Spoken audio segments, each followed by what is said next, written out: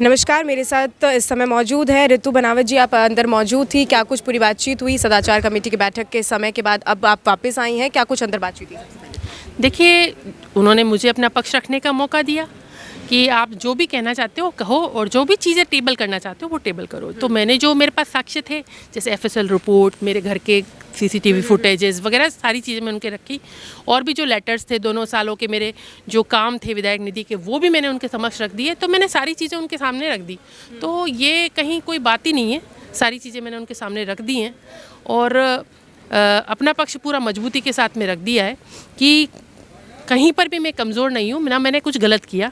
ये समिति के लोग भी मान रहे हैं कि ये जो सब साजिश हुई है और इसके पीछे बहुत बड़ा कोई ना कोई षड्यंत्र है। इसका पता लगाना बहुत ज़रूरी है, नहीं तो लगातार जनप्रतिनिधियों पर कुठाराघात उनके हितों पर होता रहेगा।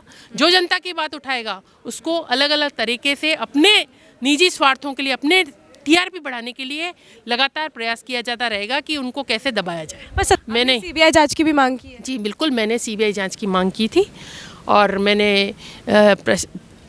ये भी कहा था कि सीबीआई से जांच होगी तो पत्रकार ने किस उद्देश्य से ये सब किया ये सामने निकल कर आ पाएगा, क्योंकि इसके पीछे कैसा राजनीतिक षड्यंत्र है या ब्लैकमेलिंग का खेल है या और कुछ है, सत्ता परिवर्तन है, सत्ता की अस्थिरता लाना है या लोकतंत्र पर प्रहार करना है, क्या है आखिर।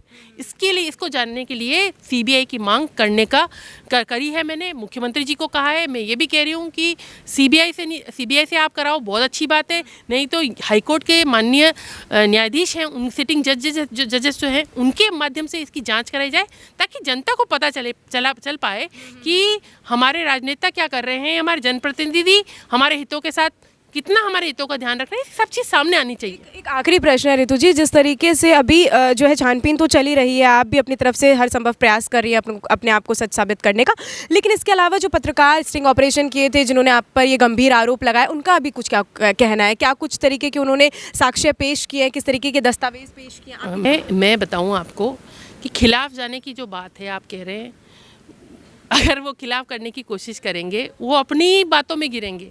उन्होंने खुद स्वीकार किया है 15 तारीख के अखबार में कि रितु बनावत ना पैसे की बात हुई, ना कमीशन की बात हुई, ना उन्होंने कोई लेटर दिया। तो अब कहने को कुछ बचता क्या है, कहाँ है? भाई, मैं सदन के सदस्य हूँ, मैंने पद और गोपनीयता की शपथ खाई है और मैं जनता के हितों के लिए लगातार प्रयास कर रही हूँ। मैंने कोई गलत काम किया नहीं है तो फिर सफाई देने वाली कोई बात नहीं है।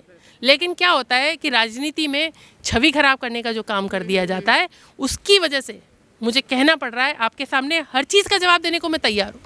न केवल सदाचार कमेटी को, मेरे को मीडिया भी क्वेश्चन पूछे और बैक टू बैक बात हो, अगर हिम्मत है दैनिक भास्कर अखबार में या उस अवधेश आकोदिया जो पत्रकार है तथाकथित, वो सामने आए, बोले मेरे सामने कि मैडम आपसे बात हुई, क्या बात हुई, बोल के बताए। तो ये थी हमारे साथ बयाना से निर्दलीय विधायक रितु बनावत। इन्होंने बताया कि किस तरीके से ये पूरा जो मामला कथित भ्रष्टाचार का गंभीर आरोप इनके ऊपर लगाया गया। अब देखने वाली बात होगी कि इस तरीके से जो पूरा मामला है अब वो पेश किया जाएगा। हालांकि आज सदाचार कमेटी की जो बैठक एक बार फिर से हुई, जो समय निर्धारित किया गया था वो पूर्ण हो चुका है। अब देखने वाली बात होगी कि क्या इनके ऊपर जो गंभीर आरोप लगे हैं वो सच होते हैं या फिर जिस तरीके के इन्होंने दस्तावेज अभी पेश किए हैं उससे वो इन मामलों पर खंडित कर पाएगी।